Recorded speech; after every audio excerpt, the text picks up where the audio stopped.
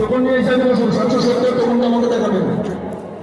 770, 780, 1 থেকে 780 মধ্যে তখন নিয়ে ভেতরে আসবেন।